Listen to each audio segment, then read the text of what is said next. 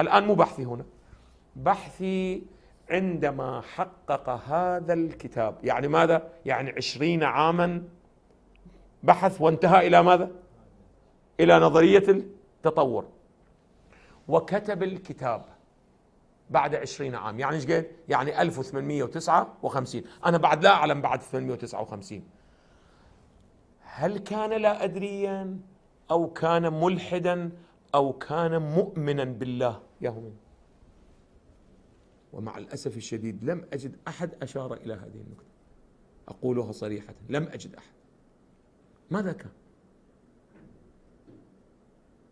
أنا راح أقرأ لكم عبارة مولانا، عبارة منه، فسيتضح لكم أنه داروين مو كان مؤمن، العارف بالله داروين.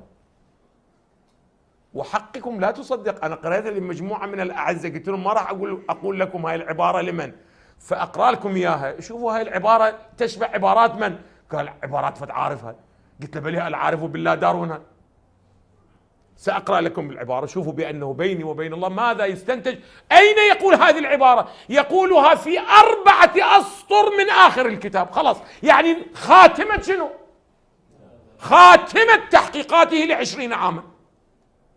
وواقعا أوجه خطابي لكل أعزتي من هؤلاء الذين يتمسكون بهنا وهناك مولانا، أنتم طالعتم هذه الكتب لو ما طالعتموها؟ دققتم فيما يقول هؤلاء الأعاظم؟ بلي أعاظم، بلي. حتى واحد لا يقول لي سيدنا لماذا أنت لا لا لا أبدا، علماء كبار هؤلاء الذين استطاعوا أن يحركوا هاي العلوم بهذا الشكل أناس عاديين مولانا. أرسطو عادي، ولهذا تجد حتى الشيخ حسن زاده يعتقد أنه نبي. لماذا؟ يقول بابا لا يمكن أحد مولانا أن يقول شيء 2500 سنة يجر البشرية خلفه مولانا، كأنه قطار مولانا بده يجر البشرية. سهل هذا يعني؟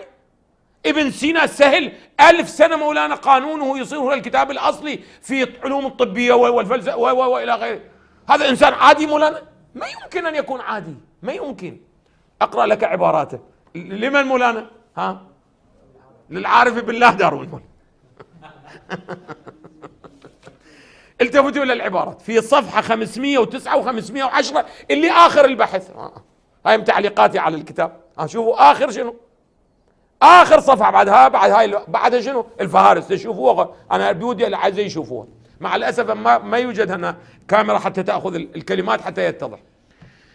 يقول التفت جيدا، وهكذا 509 و510 وهكذا فإن أسمى هدف في هذا العالم. عجيب، يعتقد أن هذا العالم بشنو؟ هدف وغاية.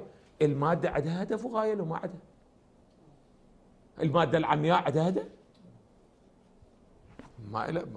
ولا يقبل أحد أن عندها، ولا يوجد مادي يصر يقر أن المادة لها ماذا؟ هدف وغاية. يقول فإن أسمى هدف في هذا العالم ألا وهو نشوء الحيوانات الراقية. يقول تبين أن الخلق كان له هدف، الذي خلق هذا الخلق كان عنده هدف أن يوصل هذا الخلق إلى ماذا؟ إلى الارتقاء، ويصل إلى ماذا؟ إلى ماذا؟ إلى هدفه. هدفه ما هو؟ أعلى مخلوق راق. وسخر لكم ما في السماوات وما في الأرض جميعا منه. التفتوا جيدا. يقول وهو نشوء الحيوانات الراقية ليتحقق مباشرة. هذا كيف تحقق هذا النشوء؟ من حرب الطبيعة من الجوع والموت. يعني الانتخاب الطبيعي، يعني بيني وبين الله هذه الخلية بدأت وتكاملت وحصل النوع الأول والأنواع وتكاملت وحصلت الأنواع الجديدة فأنتجت لنا ماذا؟ آخر قائمة في الأنواع ما هو؟ ولكنه هذا الانتخاب الطبيعي من أهم عوامله ما هو؟ الجوع والموت. التفت جيدا، هسه هاي العبارة العارف، اسمع. إن هناك في هذا العالم وهذا الكون، إن هناك جمالا وجلالا في هذه النظرة عن الحياة بقواها العديدة التي نفخها الخالق لأول مرة في عدد قليل من الصور أو في صورة واحدة. إذن الخلية الأولى الحية منو نفخ فيها الحياة؟ الخالق. إذن بالنسبة إلى داروين المشكلة شنو؟ هذه تواجهه هذه الصخرة الصماء أو لا تواجهه؟ حله يعتقد أنه خالق حولها من ماء. نعم تطورت المادة غير الحية إلى مادة شنو؟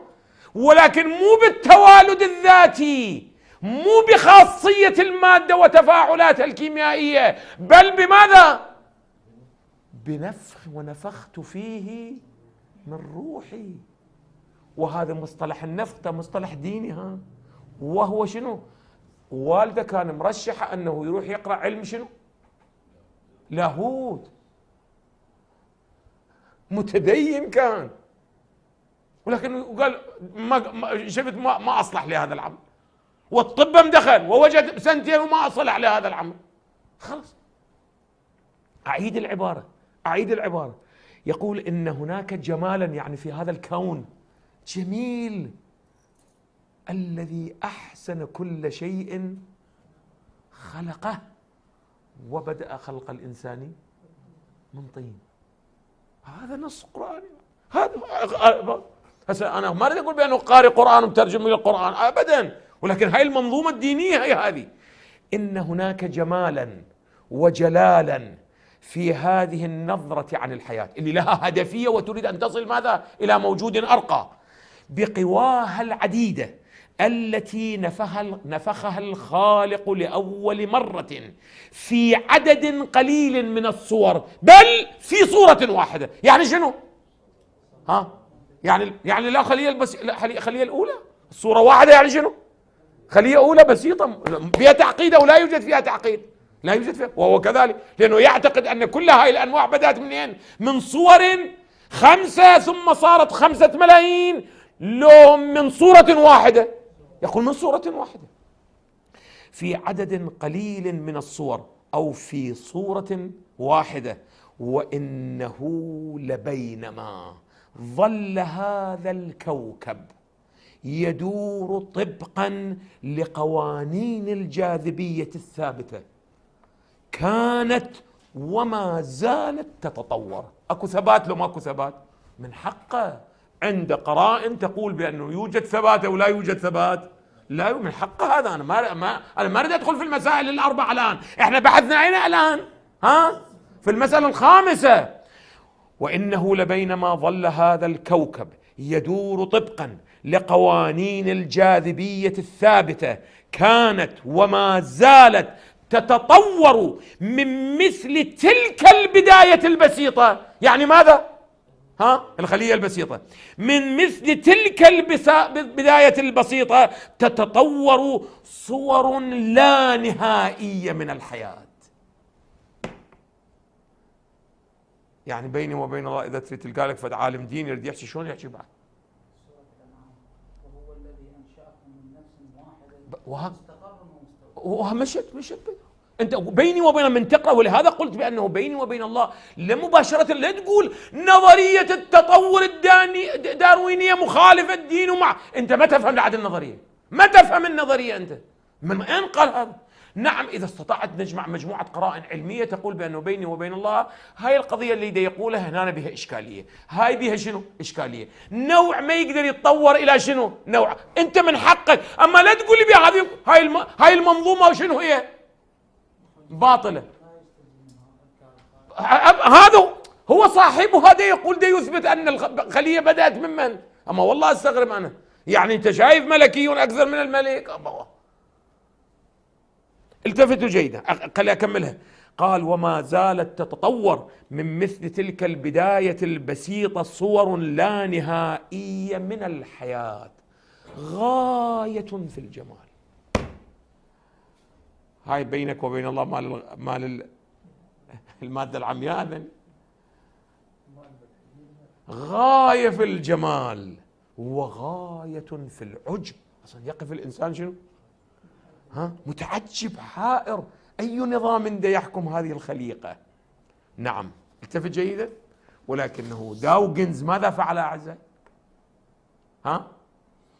إذا لا يقول لي قائل بأنه واحد